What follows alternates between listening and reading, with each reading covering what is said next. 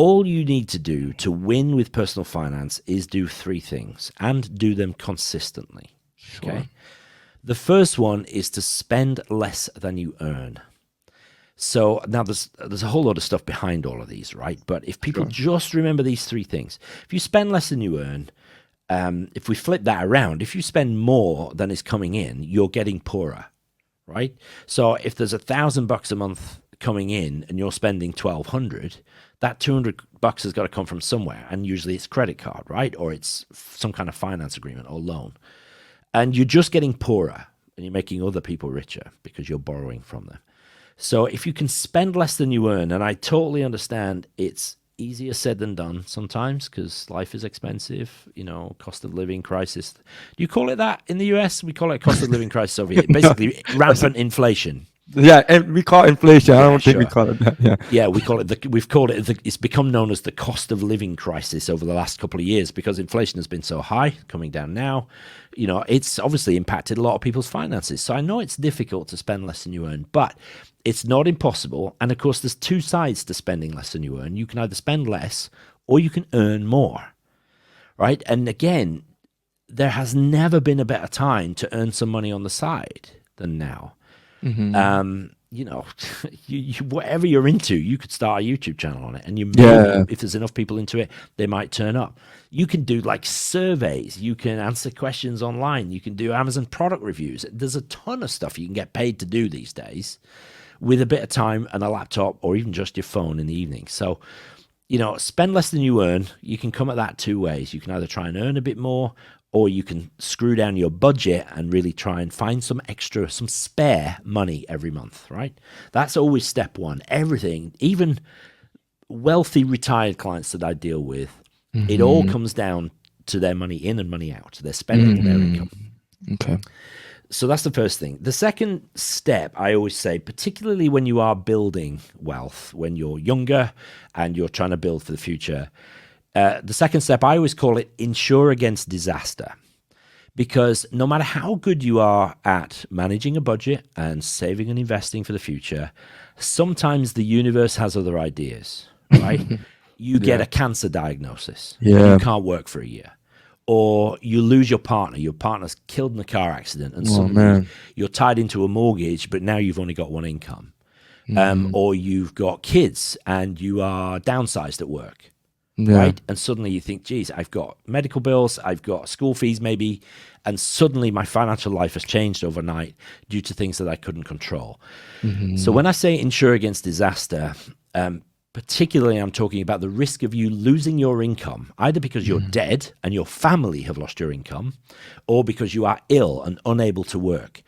People's ability to earn an income is the biggest asset they'll ever have. It's bigger than their home, much bigger than the value of their cars, right? If you think, most of us will earn multiple seven figures over our working lives. Between, say, the ages of 20 and 60, we will earn millions of dollars, most of us.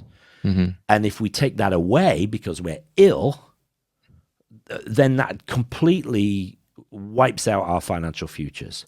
But you can take out insurance for that. And so with some of the money that you find in your budget every month, you should look to insure. Depends on your circumstances. So if you've got kids, if you've got a mortgage, that's different from if you're young, free, and single, right? You can insure different things. But I don't know. There's a story in the Bible about the wise man who builds his house on the rock and the foolish man who builds his house on the sand. I always think that building for the future and investing and saving for the future is great, but that can all be wiped out if a storm comes, if you're not prepared. So I think of insurance as a kind of foundation, a solid foundation on which you can build for the future, knowing that if life treats you badly, circumstances outside of your control, you can still have some financial security. Now, it'll probably change, but you can still have some security, right? So that's step two. So spend less than you earn, insure against disaster, take out insurance. It doesn't need to be expensive.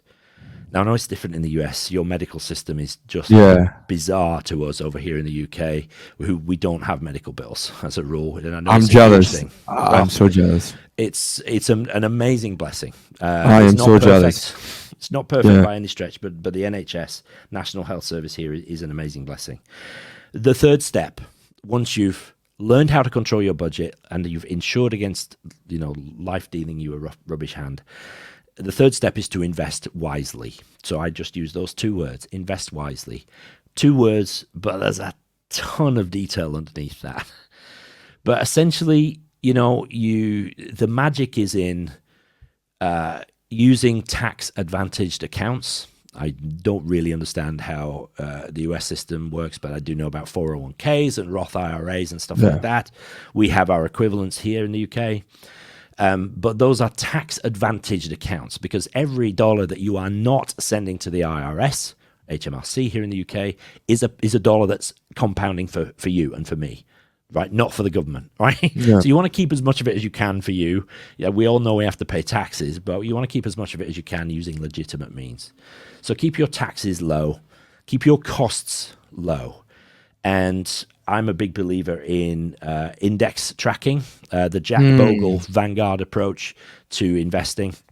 Okay. And even Warren Buffett has said that most people just need to invest in the S&P 500 tracker. And they'll be good. And you'll be fine. Right. And I am the world's laziest investor. Right. So I do not look at my investments from 1 year to the next, because it's all just in index trackers. And our clients are much the same. I have to look at their investments, but I look at theirs much more than I look at my own, because it'll be okay. I just need to keep saving every month, keep putting it in, even when especially when markets are down, because that's a great time to invest, because you're buying more shares for your money. And so if you can just do that, these are the basics, right? Just keep investing every single month, keep your costs low, keep your tax low, and just keep doing that. But you have to keep doing it for decades. That's the problem. And, the thing about personal finance is that it's very much a future-based thing.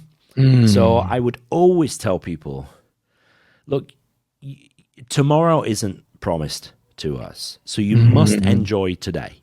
Okay. Right? Don't live like a monk so that you can retire at 35. I mean, you can if you want, it's your life. Yeah. But I wouldn't sort of go without now so that I could have a fantastic retirement. That's slightly contrary to Dave Ramsey, who talks about living like no one else, so one day you can live like no one else. I'm all for a bit of sacrifice, but I've seen too many clients who get to retirement and then are dead within 6 months. Wow. And that sucks, right? I would rather have fully lived for sure all the way through. And so it's sometimes a bit of a balance to strike. But I always say, look, if you get a pay rise at work, then enjoy some of it and invest some of it. If you get a bonus, enjoy some of it and invest some of it. Let's not be too religious and legalistic about it, right? Yeah. So essentially, those are your 3 steps. Spend less than you earn, protect against disaster, and then invest wisely for the future. And you'll be fine.